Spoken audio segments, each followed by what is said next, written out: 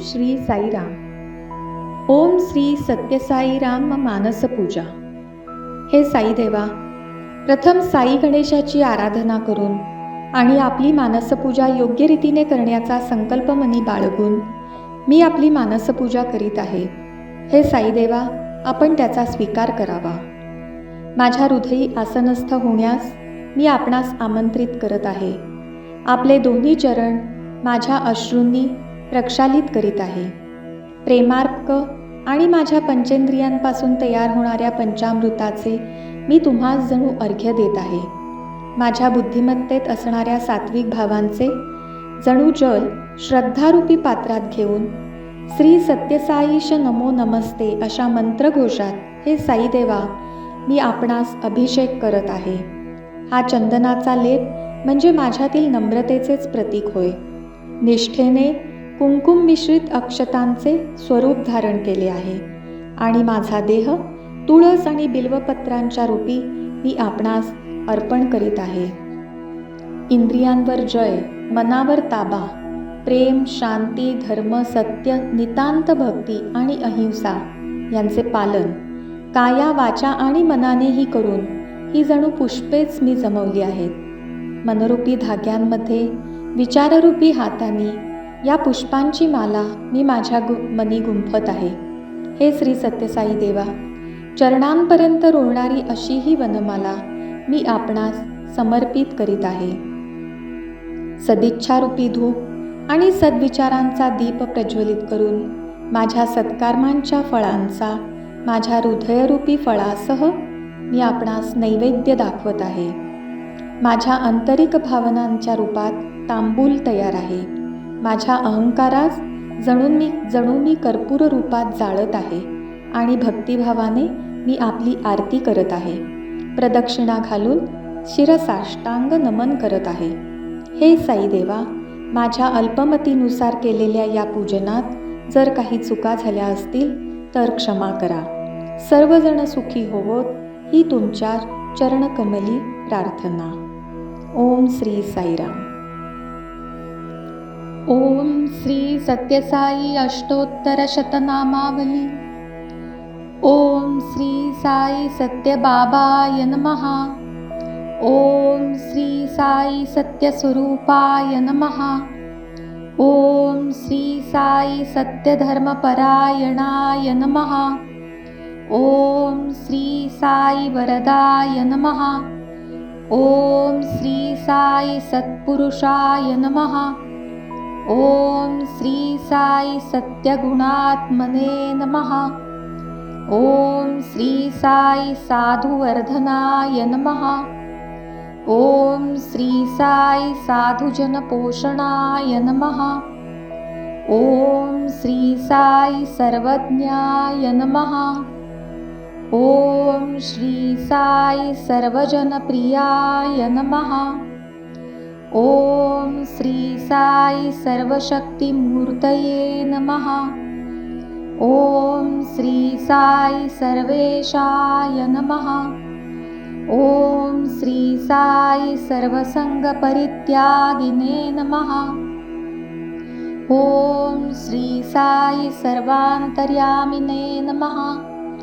ओम श्री साई महिमात्मने नमः. ओम श्री साई महेश्वर स्वरूपाय नमः. ओम श्री साई प्रतिग्रामोद्भवाय नमः. ओम श्री साई प्रतिक्षेत्र निवासिने नमः. ओम श्री साई यशक्काय शिर्डीवासिने नमः. ओम श्री साई जोडियादिपल्ली सोमप्पाय नमः. ओम श्री साई भारद्वाज ऋषिगोत्राय नमः. ओम श्री साई भक्तवत्सलाय नमः. ओम श्री साई अपांतरात्मने नमः. ओम श्री साई अवतारमूर्तये नमः. ओम श्री साई सर्वभयनिवारिणे नमः.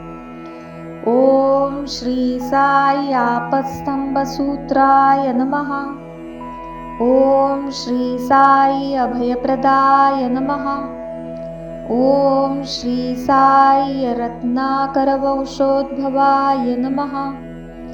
ओम श्री साई शिर्डी साई अभेदशक्तयावताराय नमः. ओम श्री साई शंकराय नमः. ओम श्री साई शिर्डी साई मूर्तये नमः. ओम श्री साई द्वारकामाई वासिने नमः. ओम श्री साई चित्रावती तटपुट्टपर्ति विहारिणे नमः. ओम श्री साई शक्तिप्रदाय नमः. ओम श्री साई शरणागतत्राणाय नमः. ओम श्री साई आनंदाय नमः. ओम श्री साई आनंददाय नमः. ओम श्री साई आर्तत्राणपराय नमः. ओम श्री साई अनाथनाथाय नमः. ओम श्री साई असहाय सहायाय नमः. ओम श्री साई लोकबांधवाय नमः. ओम श्री साई लोकरक्षापरायणाय नमः. ओम श्री साई लोकनाथाय नमः. ओम श्री साई दीनजनपोषणाय नमः. ओम श्री साई मूर्तित्रयस्वरूपाय नमः. ओम श्री साई मुक्तिप्रदाय नमः. ओम श्री साई कलुषविदुराय नमः. ओम श्री साई करुणाकराय नमः. ओम श्री साई सर्वाधाराय नमः. ओम श्री साई सर्वहृदयवासिने नमः. ओम श्री साई पुण्यफलप्रदाय नमः. ओम श्री साई सर्वपापक्षयकराय नमः. ओम श्री साई सर्वरोगनिवारिणे नमः. ओम श्री साई सर्वबाधाहराय नमः. ओम श्री साई अनंतनूतकर्तृणे नमः. ओम श्री साई आदिपुरुषाय नमः. ओम श्री साई आदिशक्तये नमः. ओम श्री साई अपरूपशक्तिने नमः. ओम श्री साई अव्यक्तरूपिणे नमः. ओम श्री साई कामक्रोधध्वंसिने नमः. ओम श्री साई कनकांबरधारिणे नमः. ओम श्री साई अद्भुतचर्याय नमः. ओम श्री साई आपद्बांधवाय नमः. ओम श्री साई प्रेमात्मने नमः. ओम श्री साई प्रेममूर्तये नमः. ओम श्री साई प्रेमप्रदाय नमः. ओम श्री साई प्रियाय नमः. ओम श्री साई भक्तप्रियाय नमः. ओम श्री साई भक्तमंदाराय नमः. ओम श्री साई भक्तजनहृदयविहाराय नमः. ओम श्री साई भक्तजनहृदयालयाय नमः. ओम श्री साई भक्तपराधीनाय नमः. ओम श्री साई भक्तिज्ञानप्रदीपाय नमः. ओम श्री साई भक्तिज्ञानप्रदाय नमः. ओम श्री साई सुज्ञानमार्गदर्शकाय नमः. ओम श्री साई ज्ञानस्वरूपाय नमः. ओम श्री साई गीताबोधकाय नमः. ओम श्री साई ज्ञानसिद्धिदाय नमः. ओम श्री साई सुंदररूपाय नमः. ओम श्री साई पुण्यपुरुषाय नमः. ओम श्री साई फलप्रदाय नमः. ओम श्री साई पुरुषोत्तमाय नमः. ओम श्री साई पुराण पुरुषाय नमः. ओम श्री साई अतिताय नमः. ओम श्री साई कालातीताय नमः. ओम श्री साई सिद्धिरूपाय नमः. ओम श्री साई सिद्धिसंकल्पाय नमः. ओम श्री साई आरोग्यप्रदाय नमः. ओम श्री साई अन्नवस्त्रदाय नमः. ओम श्री साई संसार दुःखक्षयकराय नमः. ओम श्री साई सर्वाभीष्टप्रदाय नमः. ओम श्री साई कल्याणगुणाय नमः. ओम श्री साई कर्मध्वंसिने नमः. ओम श्री साई साधुमानसशोभिताय नमः. ओम श्री साई सर्वमतसम्मताय नमः. ओम श्री साई साधुमानसपरिशोधकाय नमः. ओम श्री साई साधकानुग्रहवटवृक्षप्रतिष्ठापकाय नमः. ओम श्री साई सकलसंशयहराय नमः. ओम श्री साई सकलतत्त्वबोधकाय नमः. ओम श्री साई योगेश्वराय नमः. ओम श्री साई योगींद्रवंदिताय नमः. ओम श्री साई सर्वमंगलकराय नमः. ओम श्री साई सर्वसिद्धिप्रदाय नमः. ओम श्री साई आपन्निवारिणे नमः. ओम श्री साई आर्तिहराय नमः. ओम श्री साई शांतमूर्तये नमः. ओम श्री साई सुलभप्रसन्नाय नमः. ओम श्री साई भगवान श्री सत्यसाई बाबाय नमः. ओम शांति शांति शांति. ओम श्री साईराम. ओम श्री साई ज्ञानस्वरूपाय नमः. जे प्रत्यक्ष ज्ञानस्वरूप आहेत त्या प्रभू साईंना आमचा नमस्कार असो. फार वर्षांपूर्वीची गोष्ट आहे ही.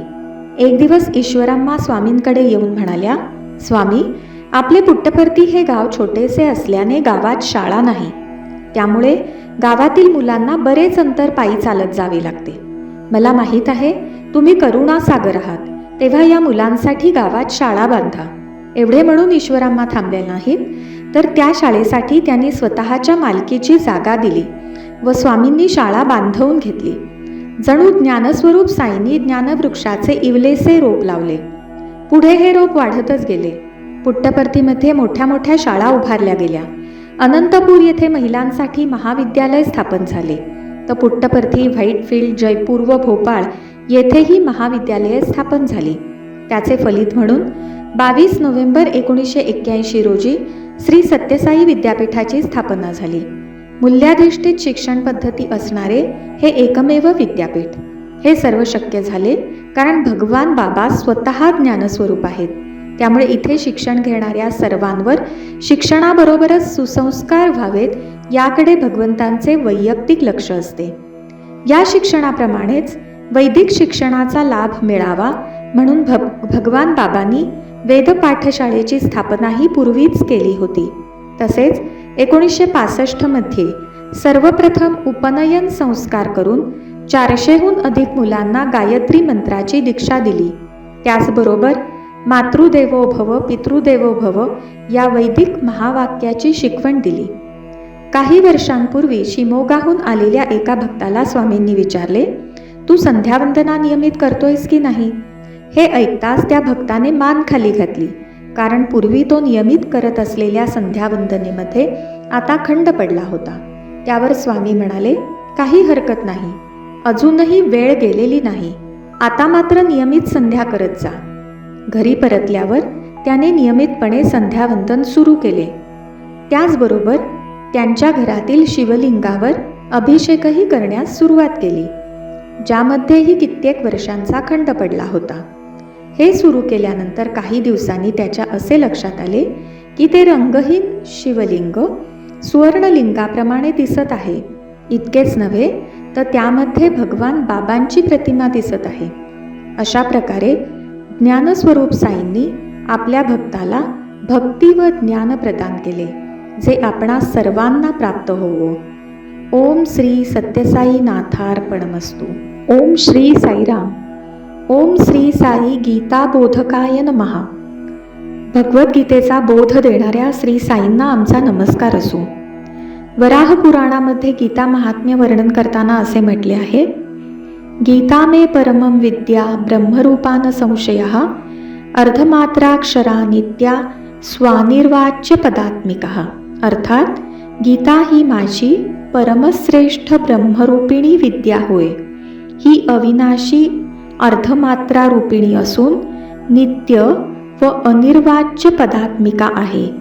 यामध्ये पुढे असे म्हटले आहे, चिदानंदेन कृष्णेन प्रोक्ता स्वमुखतोर्जुनः वेदत्रयी परमानंदा तत्वार्थ ज्ञान संयुता. अर्थात चिदानंद स्वरूप श्रीकृष्णाने ती स्वमुखाने अर्जुनाला सांगितली आहे. ती तीनही वेदांच्या तत्वज्ञानाने युक्त असून परमानंद स्वरूप आहे. कुरुक्षेत्रावर धैर्य हरवलेल्या अर्जुनाला उपदेश करताना प्रत्यक्ष भगवान श्रीकृष्णाने गीता सांगितली. आपले सद्भाग्य असे की साईकृष्ण जे सनातन सारथी आहेत ते आपणास तोच गीताबोध आज देत आहेत. 16 फेब्रुवारी 1958 रोजी स्वामींनी एक मासिक सुरू केले. त्याचे नाव सनातन सारथी. सनातन म्हणजे शाश्वत आणि सारथी म्हणजे वाहन चालवणारा. जसे भगवान श्रीकृष्णांनी अर्जुनाच्या रथाचे सारथ्य केले, तसेच आज साईकृष्ण प्रत्येकाच्या अंतःकरणात सत्य, धर्म, शांती, प्रेम, अहिंसा याची स्थापना करण्यास आले असून त्यांनी स्वतःला या सर्वांचे सारथी बनवले आहे. स्वामी म्हणतात, प्रत्येकाचे हृदय हे धर्मक्षेत्र आहे, तसेच कुरुक्षेत्रही आहे. असे क्षेत्र जेथे मनुष्य स्वतःच्या कर्मांचा गुणाद्वारा स्वतःचा उद्धार करू शकतो. त्याचे त्याने धर्मक्षेत्र केले तर तो तरून जातो, अधर्मक्षेत्र केले तर त्याचा नाश होतो. गीतेने पहिल्या श्लोकात शिकवले आहे ते हेच.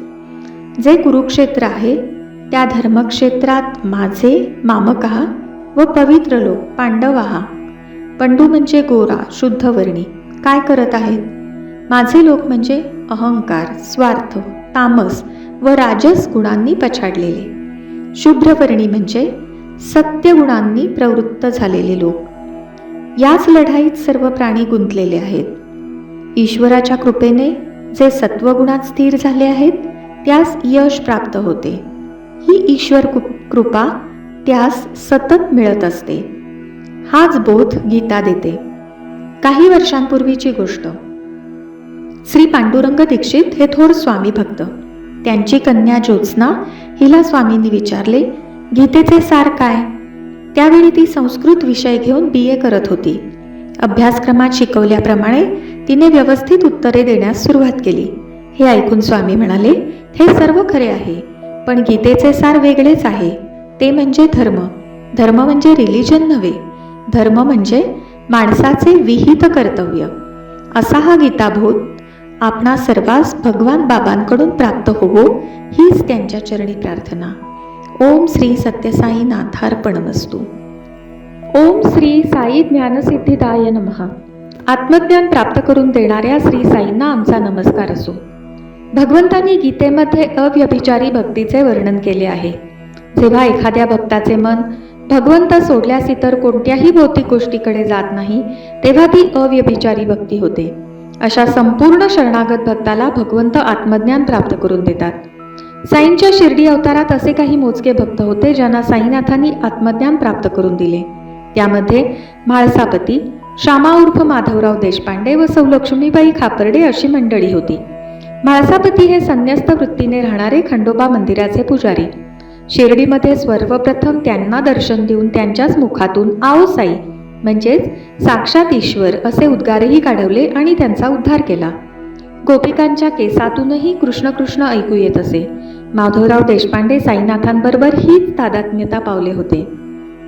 त्यांच्या प्रत्येक श्वासोच्छ्वासाबरोबर साईनाथ महाराज असे शब्द बाहेर पडलेले इतरांना ऐकू येत होते. अशा सिद्ध साधकाला आत्मज्ञान प्राप्ती साई कृपेने झाली होती. सौ लक्ष्मीबाई खापर्डे या तर केवळ गृहिणी होत्या, परंतु साईनाथांची निरपेक्ष भावनेने केलेली सेवा, तसेच अनेक गरीब व होतकरू विद्यार्थ्यांना आश्रय देऊन केलेले अन्नदान या पुण्याईमुळे साईनाथांनी त्यांना राजाराम राजाराम असा गुरुमंत्रही दिला. एवढेच नव्हे तर स्वतः महासमाधी घेतल्यानंतर 10 वर्षांनी लक्ष्मीबाईंना त्यांच्या मृत्यूपूर्वी आपले दर्शनही घडवले. सांप्रतच्या सत्यसाई अवतारातही स्वामींनी अनेकांना आत्मज्ञान प्राप्त करून दिले असेलच. जसे त्यांचे आजोबा श्री कोंडमराजू, सौ सुब्बम्मा, वर्गशिक्षक श्री मेहबूब खान इत्यादी. त्यातही श्रीमती इंद्रादेवींची कहाणी विशेषत्वाने उठून दिसते. जन्माने रशियन, अमेरिका ही कर्मभूमी व नावाने भारतीय असणारी ही महिला उत्तम योग शिक्षिका होती. जेव्हा इंद्रादेवी स्वामींच्या संपर्कात आल्या तेव्हा त्यांच्या योगिक ज्ञानाबरोबर आध्यात्मिक ज्ञानाची पातळीही स्वामींनी वाढवली.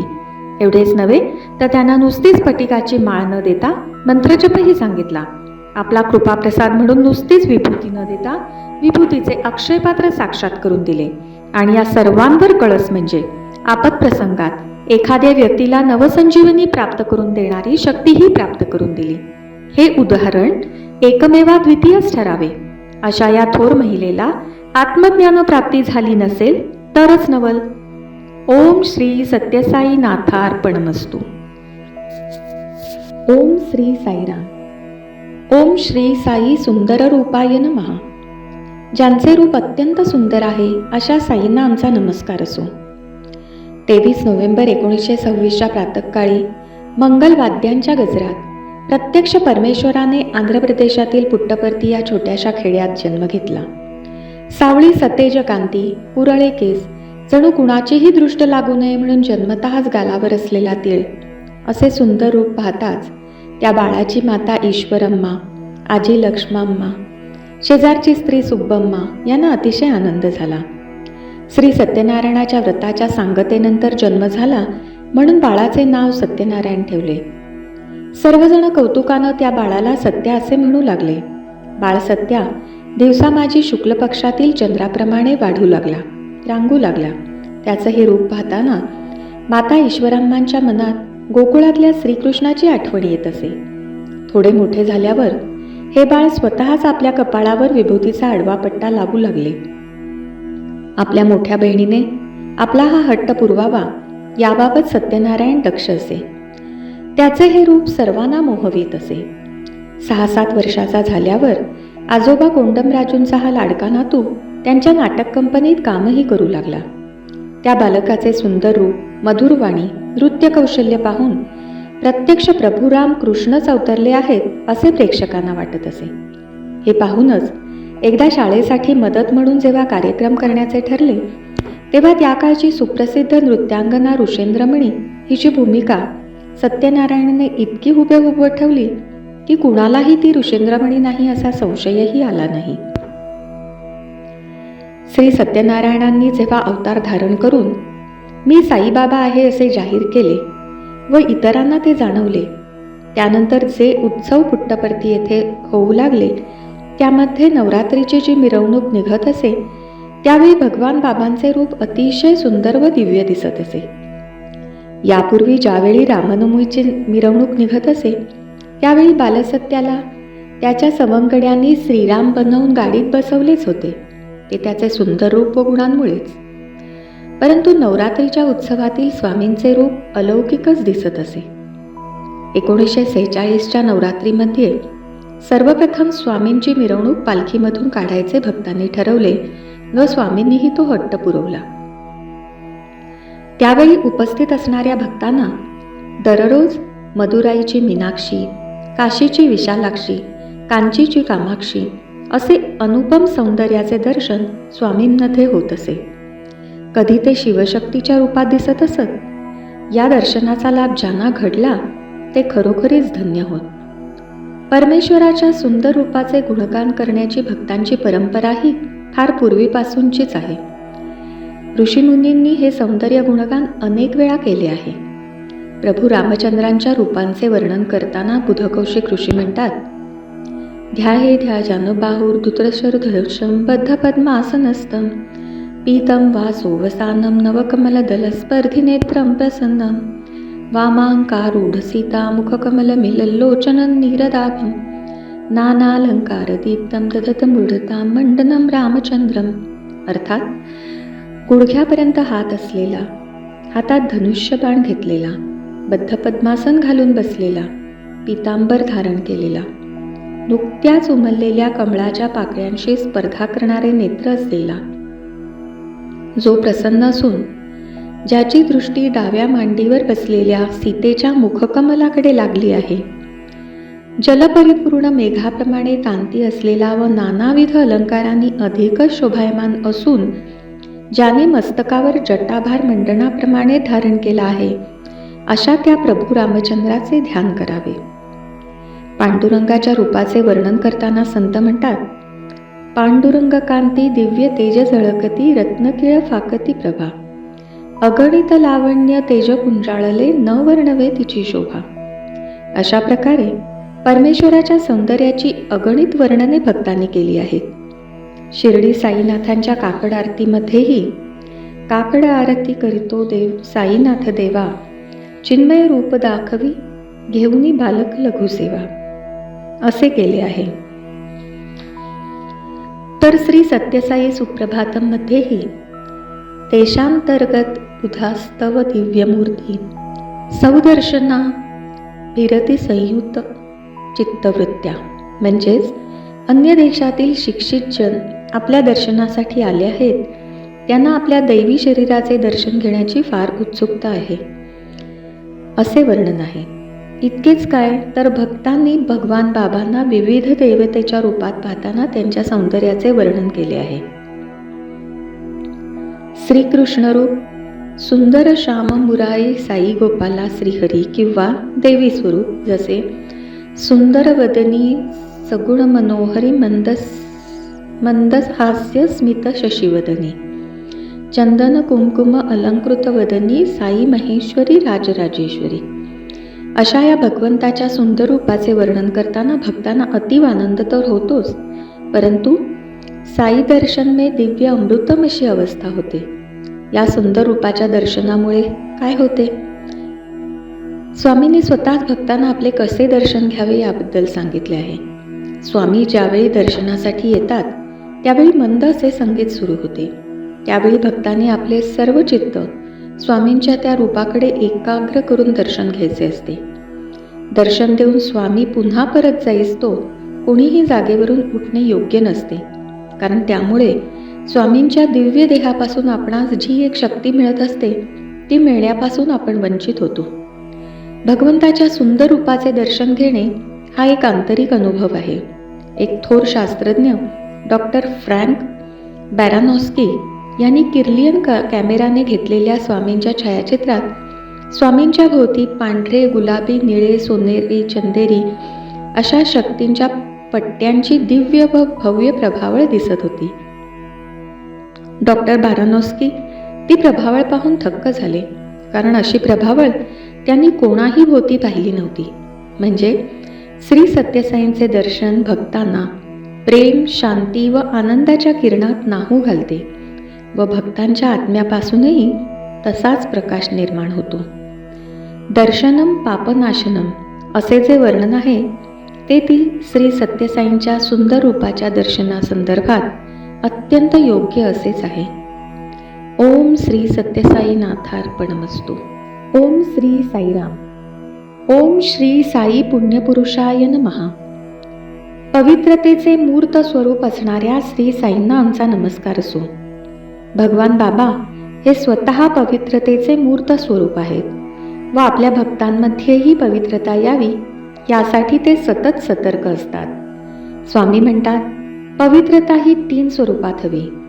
उच्चारातील पवित्रता, विचारातील पवित्रता व आचारातील पवित्रता अशा तीनही प्रकारे पवित्रता प्राप्त केल्यास तो माझ्या प्रेमास पात्र होतो. ही पवित्रता सतत नामस्मरणाने तसेच चराचरातील प्रत्येकामध्ये परमेश्वराचे रूप पाहून त्याची सेवा केल्याने प्राप्त होते. अशी पवित्रता प्राप्त झालेल्या भक्तांवर स्वामी अखंड कृपेचा वर्षाव कसा करतात याची ही गोष्ट. स्वामींचे आद्य चरित्रकार श्री एन कस्तुरी यांची आई जानकी अम्मा ही स्वामींची परमभक्त होती. तिच्या प्रत्येक कृतीमधून परमेश्वराची कृपा या महिलेवर झाली आहे असे दिसत असे. स्वामी तिच्यावर पूर्ण कृपादृष्टी राखून होते. एक दिवस जानकी अम्मा स्वामींना म्हणाल्या, स्वामी, माझ्या अंतःकाळी तुझ्या पवित्र कमळातून मला तीर्थ मिळेल ना? मी मोक्षाप्रत जाईन ना? स्वामी म्हणाले, हो, तसेच होईल. ज्यावेळी जानकी अम्मांचा अंतकाळ जवळ आला तेव्हा स्वामी बेंगलोर येथे होते. परंतु स्वामींनी त्या पवित्र आत्म्यास वचन दिले होते व त्यानुसारच झाले. जानकी अम्मांच्या उशालगत असलेल्या भिंतीवरील स्वामींच्या फोटोतून तीर्थ वाहू लागले, जे जानकी अम्मांनी 3 वेळा आपल्या तळव्यावर घेतले, प्राशन केले व शांतपणे मोक्षाप्रत गेल्या. दुसरी कहाणी एका मोठ्या शहरातली. त्यामधील एक महिला सतत परमेश्वराचे नामस्मरण करत होती व स्वामींनी सांगितलेला सेवाधर्म आचरणात आणत होती. ज्यावेळी ती वृद्ध झाली तेव्हा एकदा प्रशांती निलायम येथे गेली असता स्वामींना म्हणाली, मी वृद्ध झाले आहे, तरीही मला मृत्यूचे भय वाटत आहे. यावर स्वामी म्हणाले, घाबरू नकोस, मी शेवटपर्यंत तुझी साथ करेन आणि हे माझे वचन आहे. यथावकाश त्या वृद्ध महिलेचा अंतकाळ जवळ आला व निधन झाले. स्वामींनी तिला वचन दिले असल्यानेच तिच्या मनावरचे दडपण ओसरले होतेच, परंतु घरातील अन्य व्यक्तींना मात्र एक कुतूहल होते. ते म्हणजे स्वामी म्हणाले होते, घाबरू नकोस, मी शेवटपर्यंत तुझी साथ करेन. हे आपणास कसे कळणार? ज्यावेळी त्या महिलेचे शव नेण्यास शववाहिनी आली व त्यामध्ये ते शव ठेवण्यात आले त्यावेळी त्याचा उलगडा झाला. तो असा की शववाहिनीत जिथे तिचे शव ठेवण्यात आले होते त्याच्यावरच स्वामींचा अभयहस्त असलेला सुस्मित असा फोटो लावलेला होता. जणू स्वामी म्हणत होते, मी शेवटपर्यंत तुझी साथ करेन. ओम श्री साई सत्यसाई नाथार्पणमस्तु. श्री साई फलप्रदाय नमः. आपल्या कर्मांची फळे प्रदान करणाऱ्या श्री साईंना आमचा नमस्कार असो. आपल्या कर्माचे फळ भगवान बाबा त्वरित कसे देतात हे सांगणारी ही कहाणी. भगवान बाबांनी सन 1968 मध्ये पूर्व आफ्रिकेला भेट दिली होती. त्यावेळी तेथील एका गृहस्थांनी भगवान बाबांविषयी प्रथमच ऐकले, परंतु आपण त्यांचे दर्शन घ्यावे असे त्यांच्या मनात आले नाही. एवढेच नव्हे तर तेथील एका कार्यक्रमात भाग घेण्यासाठी त्यांच्या पत्नीला जावयाचे होते. तिला तिथे सोडून ते बाहेरूनच निघून गेले. त्याच दरम्यान त्यांच्या एका जवळच्या मित्राने त्यांना सांगितले की केवळ स्वामींच्या कृपेमुळेच माझा मधुमेह बरा झाला आहे. तेव्हा मात्र त्यांना स्वामींचे दर्शन घ्यावे असे प्रकर्षाने वाटू लागले. परंतु त्यांना असे समजले की आजच भगवान बाबा भारतात परत जाण्यास निघणार आहेत. विमानतळावर जाऊन त्यांचे दर्शन घ्यावे असे त्यांच्या मनात आले आणि फारच थोडा वेळ राहिल्यामुळे अत्यंत वेगाने गाडी चालवत ते घरापासून 40 किलोमीटर अंतरावर असलेल्या विमानतळाकडे निघाले. सुमारे अर्धे अंतर चालून गेल्यानंतर त्यांना विरुद्ध दिशेने येणाऱ्या मोटारींचा ताफा दिसला. त्यातील ओळखीच्या व्यक्तींना पाहून त्यांनी आपली गाडी थांबवून त्यांना विचारले, तुम्ही विमानतळावरून येत आहात का? त्यावर ती मंडळी म्हणाली, हो, आत्ताच भगवान बाबांनी भारताकडे प्रयाण केले आहे, त्यांना निरोप देऊनच आम्ही परतत आहोत. हे ऐकल्यावर परतण्याचे सोडून ते अधिकच वेगाने विमानतळावर जाऊ लागले. रस्त्यात स्वामींची क्षमायाचना करताना ते म्हणाले, तुम्ही माझ्या घराच्या अगदी जवळ आला होतात, तरीही मी तुमचे दर्शन घेतले नाही. आता मला तुमची थोरवी समजली. मी जर काही पुण्यकर्म केले असेल तर मला तुमचे दर्शन द्या. प्रार्थना संपता संपताच ते विमानतळाजवळ पोचले. तेथील फाटकाजवळ श्रद्धायुक्त अंतःकरणाने त्यांनी आपले मस्तक टेकवले आणि ते आतमध्ये निघाले. पुढे जाताच त्यांना धावपट्टीवर एक विमान उतरत असल्याचे दिसले. विमानाचा दरवाजा उघडला आणि अहो आश्चर्य, त्यामधून प्रत्यक्ष भगवान बाबा उतरत होते. त्यांच्या आनंदाला पारावार उरला नाही. दोन्ही डोळ्यातून घळाघळा अश्रू वाहू लागले. सद्गतीत होऊन ते म्हणाले, भगवान, आजपासून माझ्या हृदयात केवळ आपलीच मूर्ती असेल. हे कसे घडले? भगवान बाबांना घेऊन निघालेल्या विमानात काही तांत्रिक बिघाड झाल्याचे आढळले आणि ते विमान पुन्हा परतवण्यात आले. काही मिनिटातच हा तांत्रिक बिघाड दूर करण्यात आला आणि भगवान बाबा परत निघाले. प्रत्यक्ष परमेश्वर असणाऱ्या स्वामींना हा बिघाड माहिती नव्हता काय? केवळ शुद्ध अंतःकरणाने पुकारलेल्या भक्ताच्या हाकेला प्रतिसाद देऊन त्यांच्या अजूनपर्यंत केलेल्या शुद्ध कर्माचे फळ म्हणून त्यांना दर्शन देण्यासाठी स्वामी परतले. स्वामी म्हणतात, कर्म हे असे बीज आहे की त्यापासून वृक्ष निर्माण होऊन त्याचे फळ हे मिळणारच. परंतु हे कर्मबीज वैराग्याच्या अग्नीत भाजले तर निष्फळ होऊन दुःखापासून माणसाची मुक्तता होते. ओम श्री सत्यसाई नाथार्पणमस्तु. ओम श्री साईराम. ओम श्री साई पुरुषोत्तमाय नमः. सर्वश्रेष्ठ पुरुष असणाऱ्या श्री साईंना आमचा नमस्कार असो, जे सर्व देहरूपी पुरांमध्ये निवास करतात. यस्माक्षरमतीतोहम अक्षराद्यपिचोत्तमः अतोस्मि लोके वेदे च प्रतितः पुरुषोत्तमः.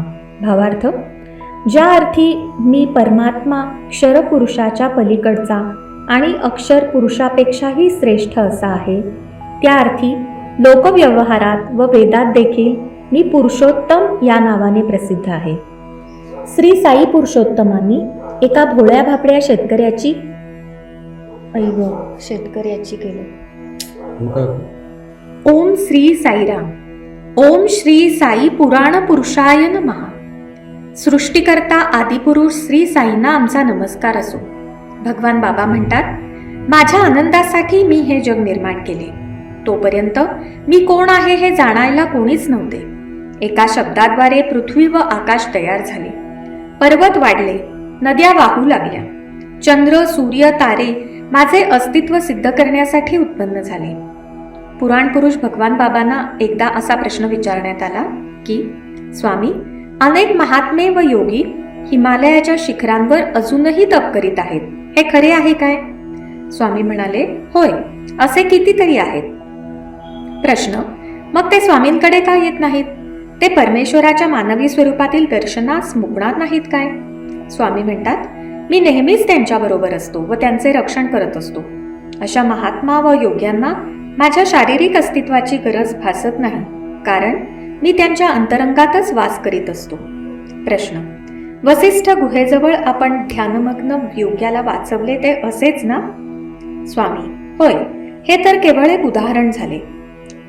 450हून अधिक वयोमान असणारे देवराह बाबा किंवा 1000 वर्ष वयोमानाचे बाबाजी जेव्हा स्वामींचे दर्शन घेऊन त्यांच्या आशीर्वादाची अपेक्षा करतात, तेव्हा वरील विधानाची सत्यता पडते. 1961 साली भगवान बाबांनी जेव्हा मोजक्या भक्तांसमवेत बद्रीनाथ यात्रा केली, तेव्हा एका संध्याकाळी त्यांनी सर्व महिला भक्तांना बोलावून ताबडतोब स्वयंपाकाची तयारी करण्यास सांगितले. अल्पावधीतच पोळी, भाजी व शिरा असे भोजन तयार करण्यात आले. रात्रीच्या वेळी सर्व भोजन एका टेबलावर मांडण्यात आले आणि थोड्याच वेळात हिमालयाच्या गुहांमधून अनेक तपस्वी, योगी, पुराण पुरुष स्वामींच्या हस्ते प्रसाद ग्रहण करून दक्षिणा घेण्यासाठी तेथे रांगा लावून उभे राहिले. यासाठी कोणतीही जाहिरात केलेली नव्हती, परंतु पुराण पुरुष भगवान बाबांकडून आशीर्वचित व्हावे या हेतूने सर्वजण तेथे आले होते. ती संख्या जवळजवळ 500 होती. विशेष म्हणजे यातील कोणीही भगवान बाबांचे या देहस्वरूपात पूर्वी दर्शन घेतले नव्हते, परंतु ते सर्वजण भगवानांच्या दिव्य रूपाशी जवळीक साधून होते. ओम श्री सत्यसाई नाथार्पणमस्तु.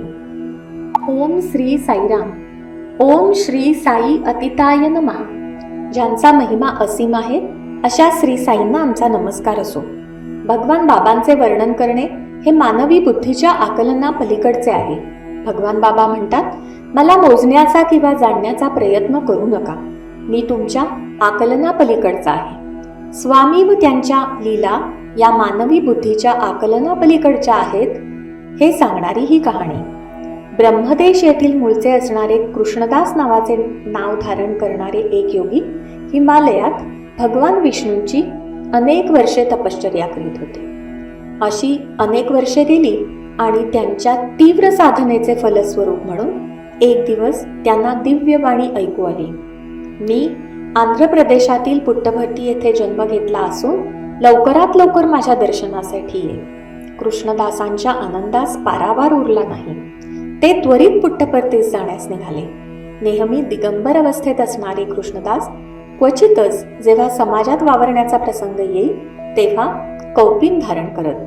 ते जेव्हा पुट्टपर्तीस पोचले तेव्हा स्वामींनी त्यांना लुंगी व उत्तरीय पाठवून दिले व हे परिधान करूनच आपल्या दर्शनास येण्यास सांगितले.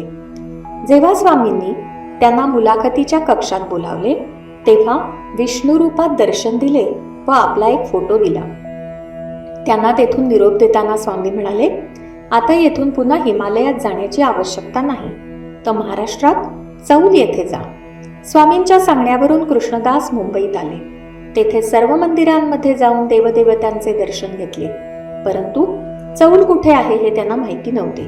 म्हणून त्यांनी महाराष्ट्राचा नकाशा घेऊन चौल कुठे आहे हे पाहिले व चौलला जाऊन पोचले.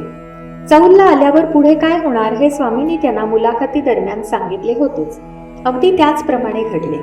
काही मंडळी त्यांच्याकडे आली व म्हणाली, तुम्ही येथील मंदिराचे पुजारी व्हाल काय? कृष्णदासांनी त्यांना विचारले, कुठल्या दैवतेचे मंदिर आहे हे? ते म्हणाले, श्री गुरु दत्तात्रेयांचे. स्वामींनी सांगितल्याप्रमाणे त्यांनी ही जबाबदारी स्वीकारली व ते डोंगराच्या शिखरावर असणाऱ्या मंदिरात राहून पूजा अर्चा करू लागले व उरलेल्या वेळात त्यांनी आपली तपस्साधना सुरू ठेवली. तिथेच त्यांनी शिर्डी साई व सत्यसाई यांच्या फोटोंची स्थापना केली. स्वामींच्या फोटोसमोर त्यांनी एक विभूती पात्र ठेवले आणि बघता बघता ते विभूती पात्र विभूतीने पूर्ण भरून गेले. इतकेच नव्हे तर त्यांनी भोजनासाठी एक साधे भांडे नेले होते. त्यातही त्यांना पुरेसे होईल एवढे अन्न साक्षात झाले. त्यांना ज्या ज्यावेळी अन्नाची गरज भासे त्या त्यावेळी त्या भोजन पात्रात अन्न साक्षात होत असे. मूळचेच मिताहारी असणाऱ्या कृष्णदासांची अन्नाची गरज अतिशय कमी होती, परंतु पाकसिद्धीमध्ये त्यांचा वेळ फुकट जाऊ नये म्हणून त्या सामान्य पात्रास स्वामींनी अक्षय पात्र केले. तसेच येणाऱ्या भक्तांना विभूती मिळावी म्हणून विभूतीचे पात्रही अक्षय पात्र केले. पुट्टपर्तीहून निघतानाच स्वामींनी त्यांना तुझा योगक्षेम मी वाहीन असे आश्वासन दिले होते व ते वचन स्वामींनी पाळले. या अक्षय पात्रातूनच कृष्णदास येणाऱ्या काही मोजक्या भक्तांना, विशेषतः लहान मुलांना त्यांचा आवडीचा खाऊ देत असत. पुढे एकदा स्वामींचे आगमन मुंबईतील श्री पी.के. सावंत यांच्या निवासस्थानी झाले. त्यावेळी स्वामींनी स्वतः गाडी चौलला पाठवून दिली व कृष्णदासांना दर्शनासाठी बोलावून घेतले. परंतु लुंगी व उत्तरीय पांघरूनच ये हा निरोप देण्यास स्वामी विसरले नाहीत. त्यानुसार कृष्णदास स्वामींच्या दर्शनासाठी आले असता स्वामींनी पुन्हा एकदा त्यांना गुरुपदेश केला व निरोप दिला. स्वामींच्या आज्ञेनुसार कृष्णदासांनी सुमारे 1 तपभर तेथे साधना केली. त्यानंतर स्वामींचीच अनुज्ञा घेऊन ते जवळच असणाऱ्या खंडाळा गावानजीक सिद्धेश्वरच्या डोंगरावर जाऊन साधना करू लागले व तिथेच त्यांनी समाधी घेतली. ओम श्री सत्यसाई नाथार्पणमस्तु.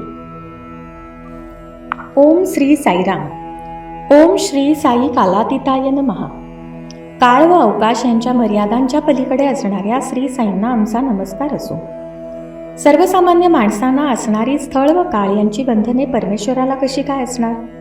कारण काळ व अवकाश हे परमेश्वराच्या इच्छेनेच निर्माण झाले. अवतारांच्या अनेक लीला ग्रंथांमधून वाचत असताना आपणास हाच अनुभव येतो.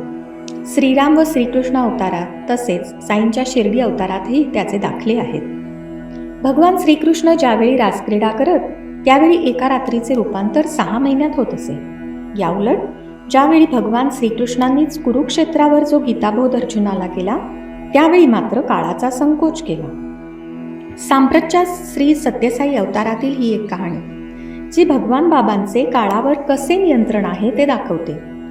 भगवान बाबांच्या आशीर्वादाने व अनुज्ञेने नरनारायण गुंफेकडे निघालेले साधक जेव्हा उर्वशी कुंडाजवळ पोचले तेव्हा त्यांना तेथे ध्यान करावे अशी प्रेरणा झाली. त्यानुसार त्या सर्वांनी ध्यान सुरू केले. ध्यानामधून त्यांना समाधी अवस्था प्राप्त झाली.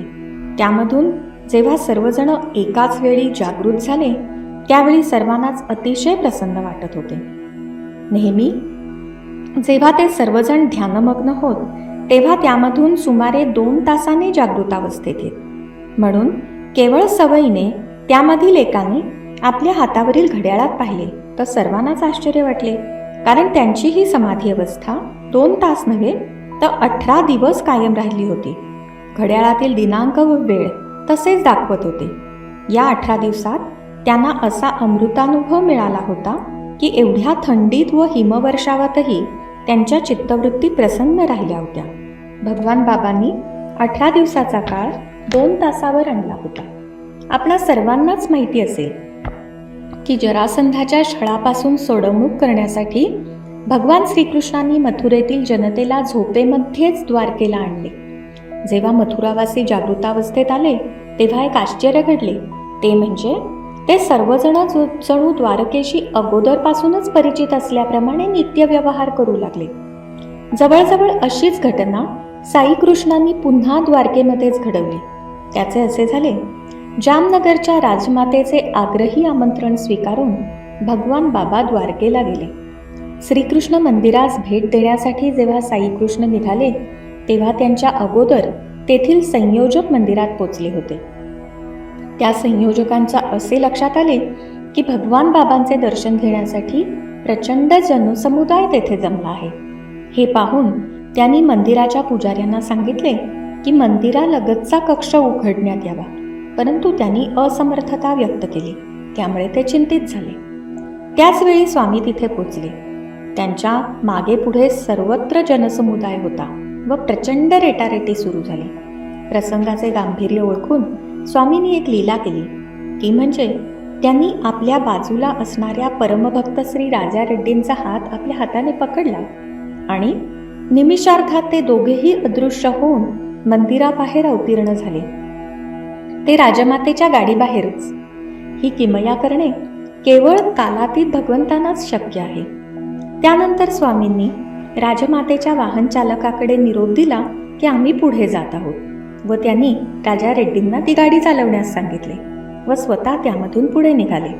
जेव्हा राजमातेला व इतरांना ही बातमी समजली तेव्हा सर्वांनाच नवल वाटले व स्वामींना रस्ता कसा समजणार अशी शंका वाटली. परंतु काळ व अवकाशावर नियंत्रण असलेल्या स्वामींना एक रस्ता माहिती नसणार काय. इतरांच्या गाड्या मागून येऊ लागल्या. पुढे मिठापूरला प्रवचन देऊन सर्वजण परत येताना स्वामींनी सर्व गाड्या मध्येच थांबवल्या व ते कस्तुरींना म्हणाले, तुला समुद्र पाहायचा आहे का? या टेकडीमागे एक समुद्र आहे. सर्वजण ती टेकडी ओलांडून आले आणि समोरच नयनरम्य समुद्रकिनारा दिसू लागला. पुन्हा एकदा सर्वांना आश्चर्य वाटले की या टेकडीमागे समुद्र आहे हे नेहमी तिथून जाणाऱ्यांनाही माहिती नव्हते. मग स्वामींना कसे कळले? याच समुद्रकिनाऱ्यावर भगवान साईकृष्णांनी भगवान श्रीकृष्णांची सुमारे 40 इंच उंच अशी सुवर्णमूर्ती समुद्रकिनाऱ्यावरील वाळूमधून साक्षात केली व सर्व भक्तांना श्रीकृष्णाचे दर्शन घडवले. ओम श्री सत्यसाई नाथार्पणमस्तु. ओम श्री साईराम. ओम श्री साई सिद्धिरूपाय नमः. सर्व सिद्धीचे मूर्त स्वरूप असणाऱ्या श्री साईंना आमचा नमस्कार असो. अणिमा, महिमा, गरिमा, लघिमा, प्राप्ती, प्राकाम्य, इशिता आणि वशिता अशा महासिद्धींचे वर्णन शास्त्रांमध्ये केले आहे. अनेक वर्षे साधना केल्यावर या सिद्धी योगीजनांना प्राप्त होतात. परंतु साई अवतारांपाशी असणारी संकल्पसिद्धी ही या सिद्धीहून वेगळी आहे. ही शक्ती म्हणजे देवत्वाचा सहज आविष्कारच होय. लोककल्याणासाठी या सिद्धीचा उपयोग भगवान बाबा सतत करत असतात. श्री साईंच्या शिर्डी अवतारात त्यांचे सर्व महासिद्धींवरील वर्चस्व खालीलप्रमाणे वर्णिले आहे. चौहाती लांब लाकडी फळी, रुंद एक विती ही सगळी, झोपाळ्यापरी आढ्यास टांगली, चिंध्याही बांधिली अग्रयाग्री. ऐशा फळीवरी बाबा निजत, उषा पायथ्या पणत्या जळत, केव्हा चढत केव्हा उतरत, अलक्ष गती तयांची. मान वाकवणी वरती बैसती, किंवा तिच्यावरी निद्रिस्त असती. परी ते केव्हा चढती केव्हा उतरती, नकळे ते गती कवणाही. ऐसी चिंध्यांनी बांधिली फळी, वजन बाबांचे कैसे संभाळी. महासिद्धी असता जवळी, नावाला फळी केवळ ती. अतिसूक्ष्म कण डोळा खुपे, तेथे अणिमावंत सुख लपे. माशी कीड मुंगी या रूपे, संचार सोपे बाबांचे. अणिमा जयाचे घरची दासी, वेळ का तयाते होती माशी. वसेल तो अधांतरी आकाशी, मात त्या कायसी फळीची. अणिमा महिमा लघिमा आधी, अष्टसिद्धी नवनिधी बद्धांजली. उभा जयाच्या सन्निधी, फळी त्या नुसधी निमित्ता. श्री साई चरित्र अध्याय 10. सांप्रतच्या श्री सत्यसाई अवतारांमध्ये अनेक वेळा भक्तांनी स्वामींचे सिद्धिरूप अनुभवले आहे.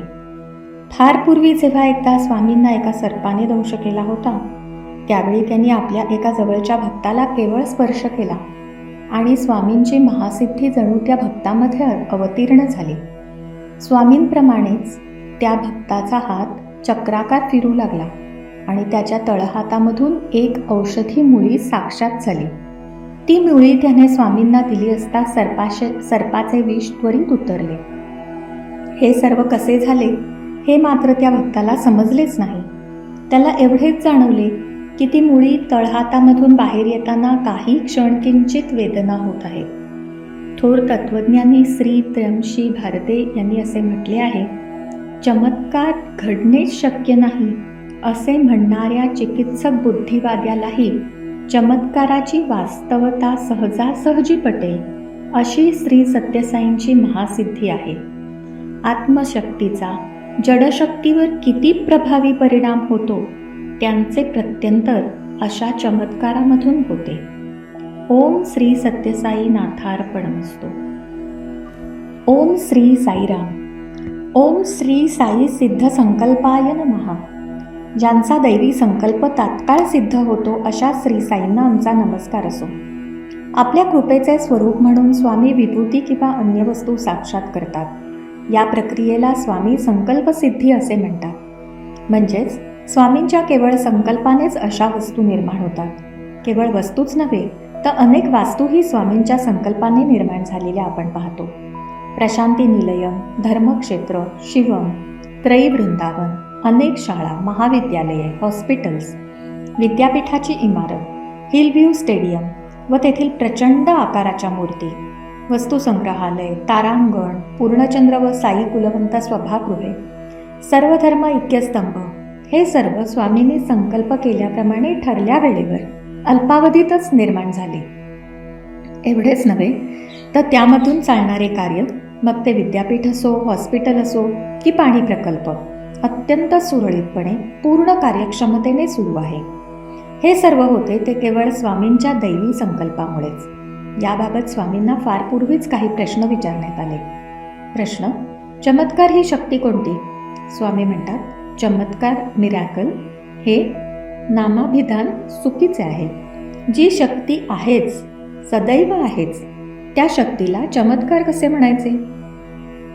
पण नामाभिधान चुकीचे असले तरी तुमचा प्रश्न काय तो समजला.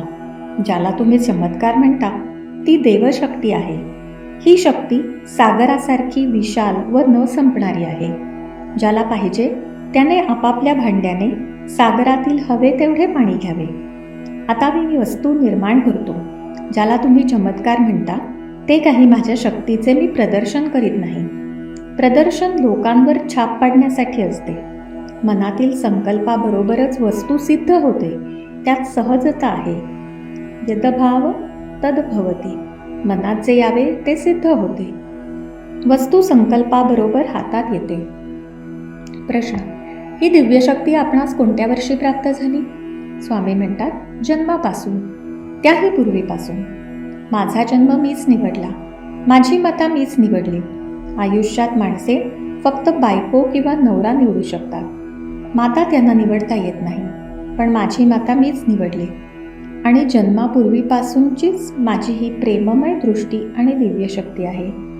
श्रीराम व श्रीकृष्णांनी स्वतःची माता स्वतःच निवडली.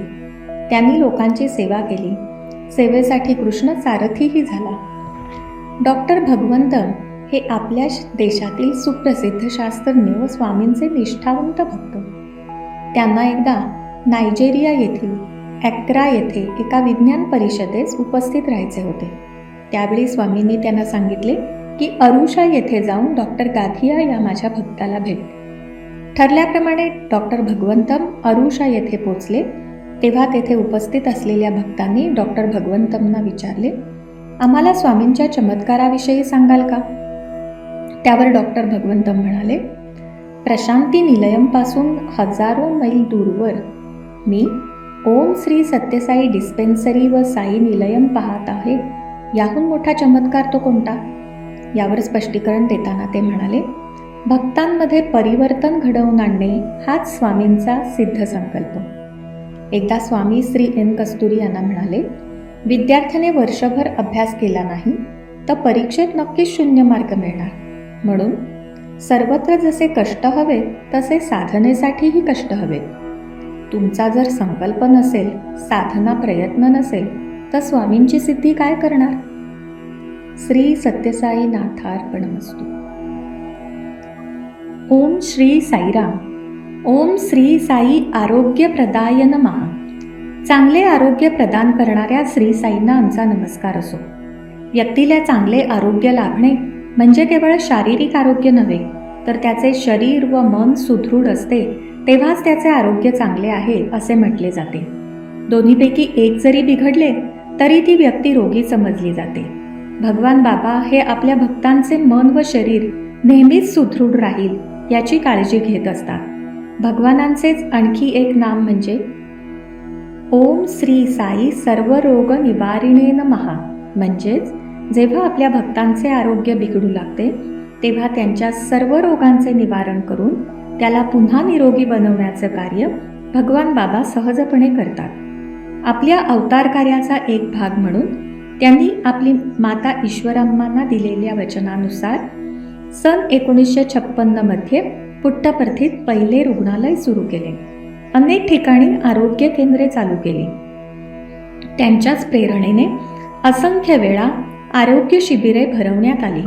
परंतु या सर्वांवर कळस चढवला तो 22 नोव्हेंबर 1991 रोजी सुरू करण्यात आलेल्या सुपर स्पेशालिटी हॉस्पिटलद्वारे, ज्यामध्ये हृदयविकार, मूत्रपिंड विकार, यकृत, नेत्रविकार व मज्जासंस्थेवरील उपचार हे विनामूल्य केले जातात.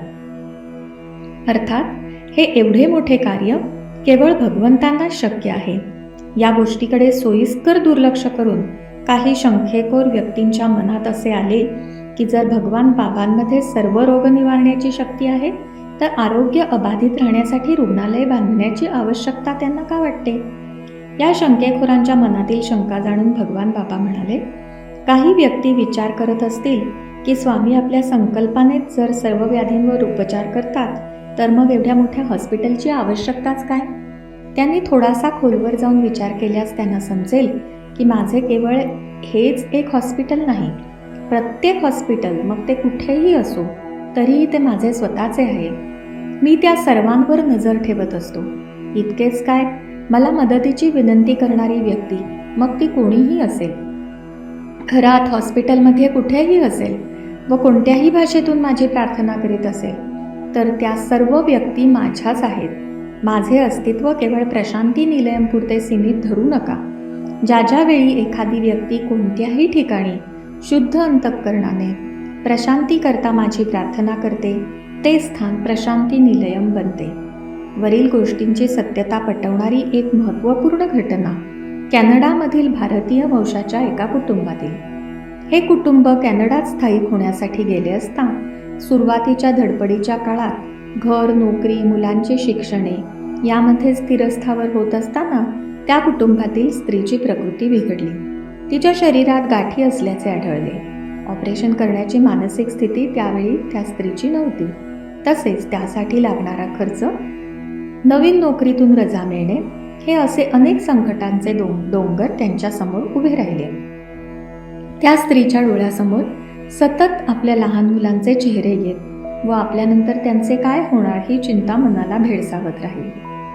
काही वर्षांपूर्वी शिर्डी साईनाथांची भक्ती करणाऱ्या या स्त्रीला त्यांच्या पुनरवताराविषयी म्हणजेच स्वामींविषयी पूर्वीपासून माहिती होती, परंतु अगदी अलीकडेच ती त्यांची भक्ती करू लागली होती. इतकेच नव्हे तर त्यांच्यावर दृढ श्रद्धाही बसली होती. त्यात हे संकट. औषधोपचार सुरू झाले, परंतु फारसा गुण येईना. दररोज स्वामींचा धावा सुरू केला. असे अनेक दिवस गेले. अशा निराशेचा खेळ सुरूच होता. मृत्यूचे भयही सतावीत होते. इतक्यात एक दिवस स्वामी त्या स्त्रीच्या स्वप्नात आले व म्हणाले, मी तुझे रक्त बदलत आहे. I am changing your blood. आणि अत्यंत कृपाळू दृष्टीने त्यांनी तिला आशीर्वाद दिले. दुसऱ्या दिवशीच भारतातून तिच्या नातेवाईक डॉक्टरांचा फोन केला व त्यांनी तिला एक औषध घेण्यास सुचवले. ते अत्यंत स्वस्तही होते. त्या दिवसापासून तिने ते सुरू केले आणि तिचे आरोग्य बघता बघता पूर्ववत झाले. संकटाचे काळे ढग स्वप्नामधून मिळालेल्या स्वामींच्या अभयाने दूर झाले. तिचेच नव्हे तर संपूर्ण घराचे मानसिक आरोग्यही पूर्ववत झाले. इथे एक महत्त्वाची गोष्ट ध्यानात येते, ती म्हणजे त्या स्त्रीने किंवा तिच्या कुटुंबातील कुणीही तोपर्यंत स्वामींचे प्रत्यक्ष दर्शन घेतले नव्हते. ओम श्री सत्यसाई नाथार्पणमस्तु. ओम श्री साईराम. ओम श्री साई अन्नवस्त्रदाय नमः. अन्न आणि वस्त्र देणाऱ्या श्री साईंना आमचा नमस्कार असो. भगवंतांनी गीतेमध्ये म्हटले आहे, अनन्याश्चिंतयन्तो मां ये जना पर्युपासते तेषां नित्याभियुक्तानां योगक्षेमं वहाम्यहम्. अर्थात जे अनन्य भावाने माझे चिंतन करीत मला भजतात त्या एकनिष्ठ अशा भक्तांचा योगक्षेम मी चालवतो. म्हणजेच अशा लोकांना अन्न, वस्त्र व निवारा मी देतो. भगवान बाबा असेच कार्य करीत आहेत. त्यांच्या बालपणी जेव्हा एखादा भिकारी दरवाजावर येईल तेव्हा ते त्याला घरातील अन्न देत असत किंवा गरजूंना घरातील कपडे देत असत. या गोष्टींसाठी ईश्वरम्मा बालसत्याला रागवून म्हणत, जर तू यापुढे घरातील अन्न भिकाऱ्याला दिलेस तर तुला जेवण मिळणार नाही. सत्यनारायणाला हे मान्य असे. त्यांनी गरिबांना अन्नवस्त्र देण्याचे बंद मात्र केले नाही. हाच उपक्रम स्वामींचे जगभरातील भक्त नारायण सेवा या नावाने चालवित आहेत. स्वामी म्हणतात, गरीब भुकेल्या व्यक्तीला तुम्ही आध्यात्मिक उपदेश करायला गेलात तर त्याचा त्याला काय उपयोग? त्याऐवजी त्याची भूक भागवून अंगभर वस्त्र देणे हे सर्वप्रथम तुमचे कर्तव्य ठरते. हाच उपदेश समोर ठेवून सर्व स्वामी भक्त त्याप्रमाणे वागण्याचा प्रयत्न करीत आहेत. ज्या ज्यावेळी प्रशांती निलयम येथे एखादा उत्सव असतो तेव्हा नारायण सेवा ही केली जातेच. त्याशिवाय गरीब गरजू मजुरांना वस्त्रेही दिली जातात. त्यावेळी त्यांच्या चेहऱ्यावर दिसणारा आनंद व डोळ्यात दिसणारी कृतज्ञता ही वर्णनातीत असते. केवळ या व्यक्तीच नव्हे तर इतर भक्तांनाही जेव्हा स्वामींच्या हातून अमृत किंवा इतर प्रसाद मिळतो तेव्हा त्यांनाही धन्य झाल्यासारखे वाटते. स्वामींचा स्पर्श झालेला रुमाल मिळणे हाही एक अवर्णनीय आनंदच असतो. मग तो ज्याला मिळतो ती व्यक्ती तो रुमालही एखाद्या महावस्त्राप्रमाणे जपून ठेवते. अन्नदानाचे महत्त्व सांगणारी टोरंटो येथे घडलेली ही घटना. टोरंटो येथे राहणाऱ्या भारतीय कुटुंबातील एक स्त्री स्वामी भक्त होती. कोणतेही काम करत असताना ती स्वामींचे सतत स्मरण करत असे. ही तिची नित्याचीच सवय होती. एक दिवस तिच्या स्वप्नात स्वामी आले व म्हणाले, मी तुला अन्नपूर्णा बनवत आहे. एवढेच सांगून ते दिसेनासे झाले. स्वप्नातून जागे झाल्यावर तिला हे सर्व आठवून आश्चर्य वाटले. याचे कारणही तसेच होते. टोरंटो येथील काही मंडळी एकत्र येऊन त्यांनी महाराष्ट्र मंडळ चालवले होते. या मंडळाद्वारे अनेक धार्मिक तसेच सामाजिक कार्य हाती घेण्यात येतात. ही कामे सुरळीत व्हावीत म्हणून त्यांनी काही पदे निर्माण केली होती व त्या पदांवरील व्यक्ती इतरांच्या साह्याने संपूर्ण वर्षभर ही कामे करत असत. दर 3 वर्षांनी या पदांवरील व्यक्तीची निवड केली जाते व नवीन व्यक्ती तिथे काम करतात. नेमक्या त्याच वर्षी या निवडणुका घेण्यात येणार होत्या, पण त्याला वेळ होता आणि स्वामी स्वप्नात आले. जेव्हा प्रत्यक्ष निवड करण्याची वेळ आली त्यावेळी इतर पदांसाठी अनेक इच्छुक होते, परंतु अन्नपूर्णा या पदासाठी एकही स्त्री इच्छुक नव्हती. याचे कारणही तसेच होते. इतर पदे केवळ मानाची व मिरवण्याची होती, पण हे एक पद असे होते की त्या पदावरील स्त्रीला संपूर्ण वर्षभर तिथे चालणाऱ्या उपक्रमाच्या वेळी सर्वांच्या भोजनाची, प्रसादाची एवढेच नव्हे तर नारायण सेवेची जबाबदारी स्वतः कष्ट करून पार पाडावी लागत असे आणि म्हणूनच त्या पदावर काम करण्यास स्वखुशीने कोणीही तयार नसे.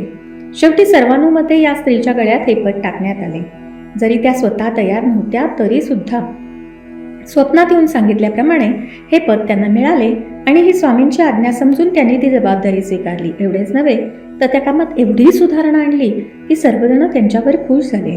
जिथे नारायण सेवा केली जाई तिथे अधिक चांगल्या प्रकारे काम करून त्यांनी सर्वांची प्रशंसा मिळवली आणि जेव्हा त्यांचा कार्यकाल संपत आला तेव्हा हे पद कायम राहावे अशी सर्व सहकाऱ्यांकडून त्यांना विनंती करण्यात येऊ लागली. आणि एक दिवस स्वामी पुन्हा त्यांच्या स्वप्नात आले व म्हणाले, तुझ्या या कामावर मी प्रसन्न आहे. तू अन्नपूर्णा या नावाला साधेसे असे काम केले आहेस. हे ऐकताच आपण केलेल्या कामाचे सार्थक झाल्यासारखे त्यांना वाटले. 1982 साली स्वामी मुंबईत आले होते तेव्हा 2 डॉक्टरांना त्यांनी धर्मक्षेत्रावर मुलाखत दिली. त्यावेळी या डॉक्टरांनी कुपोषणाविषयी चिंता व्यक्त केल्यावर परम दयाळू स्वामींनी त्यांना स्वतः प्रथिनयुक्त आहाराची कृती दिली. श्री सत्यसाई सेवा संस्थेच्या महिला विभागातर्फे स्वामींनी सांगितलेला हा आहार बनवला जाऊ लागला. भाजलेल्या डाळी, मूग, गहू, शेंगदाणे, तीळ, सुंठ, वेलची, साखर यापासून तयार केलेले हे साई प्रोटीन फूड आजही मुंबईतील कामा नायर टाटा मेमोरियल, सायन, शिवडी येथील हॉस्पिटलमधील आजारी रुग्णांना तसेच अनेक बालवाड्यांमध्ये मोफत पुरवले जाते. महाराष्ट्रातील स्वामी भक्तांनी केवळ अन्नदानच न करता गरजू व्यक्तींच्या लहान मुलांसाठी प्रथिनयुक्त असा पोषक आहार तयार केला आहे. Shri Sathya Sai institute of agriculture and biotechnology या संस्थेने श्री सत्यसाई पोषक आहार नावाचे एक पोषक अन्न तयार केले आहे, जे संघटनेच्या बालवाड्यांमधून लहान मुलांना रोज 2 वेळा देण्यात येते. त्यामुळे या मुलांचे कुपोषण न होता योग्य प्रकारे वाढ होईल. ओम श्री सत्यसाई नाथार्पणमस्तु. ओम श्री साईराम. ओम श्री साई संसार दुःख क्षय कराय नमः. संसारिक दुःखांचा नाश करणाऱ्या श्री साईंना आमचा नमस्कार असो. सुख किंवा दुःख, लाभ किंवा हानी हे आपल्या पूर्व कर्मानुसार प्राप्त होत असते. समर्थ रामदास म्हणतात, मनात वाचिबा पूर्व संचित केले तयासारखे भोगणे प्राप्त झाले. स्वामी म्हणतात, सुख आणि दुःख तराजूच्या पारड्याप्रमाणे समसमान असतात, परंतु माणसे दुःखाला जास्त महत्त्व देतात आणि म्हणूनच ते त्यांना मोठे वाटू लागते. असे असले तरी दयाळू स्वामी हे सतत शरणागत भक्तांचे दुःख कमी करून दुःखांचा नाश करीत असतात. फार वर्षापूर्वीची ही गोष्ट. शिवशक्तिरूप स्वामींचा महिमा ऐकून एक पती-पत्नी स्वामींच्या दर्शनास गेले. त्यांच्या घरात पूर्वापार शिवशक्तीची उपासना होत असे. स्वामींनी अशा व्यक्तींना जवळ केले नसते तरच नवल. अनेक मुलाखतीत स्वामींनी त्यांना उपदेश केला, प्रेम दिले. अशाच एका मुलाखतीच्या वेळी स्वामी त्यांना म्हणाले, जीवन हे सुखदुःखांनी भरलेले असते. त्यावर मात करण्यासाठी शक्ती ही परमेश्वर देतच असतो. संकटाचे ढग येतच असतात व परमेश्वर कृपेने निघूनही जातात. त्यावेळी या वाक्यातील अर्थ त्यांना कळला नाही, परंतु केवळ 8च दिवसात त्यांच्या कुमारवयीन मुलाचे आकस्मिक निधन झाले. दुःखाचे प्रचंड डोंगरच त्यांच्यावर कोसळले. या सर्वातून वाट काढून पुन्हा नव्याने जगण्याची उमेद केवळ साईमाताच देऊ शकेल आणि तसेच घडले. जेव्हा ते स्वामींकडे गेले तेव्हा वात्सल्यमूर्ती साईमातेने प्रेमामृत पाजून त्यांना नवसंजीवनी दिली. असे असूनही जेव्हा त्या पित्याचा शोक कमी होत नव्हता तेव्हा एका भेटीत स्वामींनी त्या पित्याला आपल्यासमोर बसवले व आर्त मधुर स्वरात स्वामी एक भजन म्हणू लागले. ते असे, नंद किशोरा नवनीत चोरा वृंदावन संचारा, हे शेष शयना हे गरुड गमना, अरविंद नयना गोपालना. त्या पित्याचे नाव होते गोपाळ व पुत्राचे नाव होते अरविंद. नेहमी भक्त भगवंताला प्रसन्न करण्यासाठी भजन गात असतो, परंतु इथे मात्र भगवंत भक्ताचे दुःख निवारण करण्यासाठी, संसाररूपी भवसागर तरून जाण्यासाठी भक्तावर भजन रचून स्वतः म्हणत होते. केवढे हे दुर्मिळ दृश्य. सुखदुःखे समे कृत्वा लाभा लाभो जया जयो. ही स्थितप्रज्ञ वृत्ती प्रत्येक भक्तास प्राप्त करून घेण्यास भगवान बाबा सर्वांवर कृपा करोत. ओम श्री सत्यसाई नाथार्पणमस्तु. ओम जय जगदीश हरे स्वामी सत्यसाई हरे. भक्तजना संरक्षक भक्तजना संरक्षक परती महेश्वरा ॐ जय जगदीश हरे शशिवदना श्रीकरा सर्वा प्राणपते स्वामी सर्वा प्राणपते आश्रितकल्पलतिका आश्रितकल्पलतिका आपदान्धवा ॐ जय जगदीश हरे मातपिता गुरुदैवं मर्यन्तयु नीवे स्वामी मर्यन्तयु नीवे नाद ब्रह्म जगन्नाथ नाद ब्रह्म जगन्नाथ नागेन्द्राशयन ॐ जय जगदीश हरे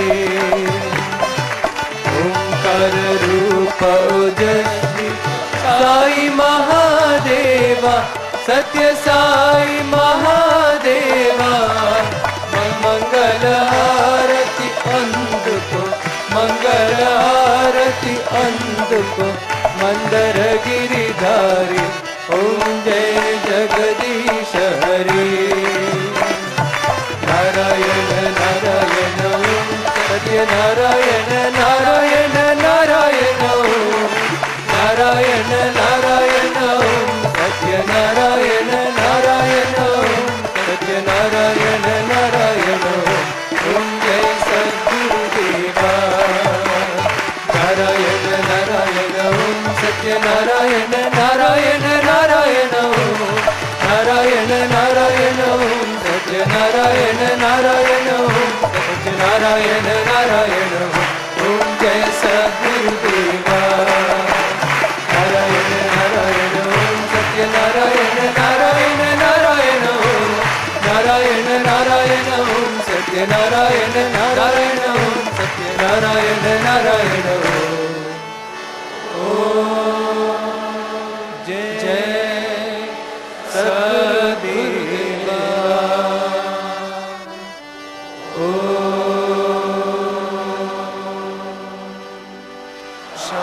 शांति शांति शांति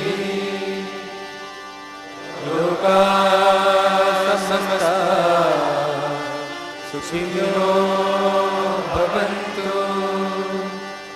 लोका समस्ता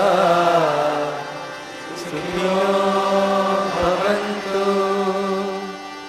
लोका समस्ता सुखिनो भवन्तु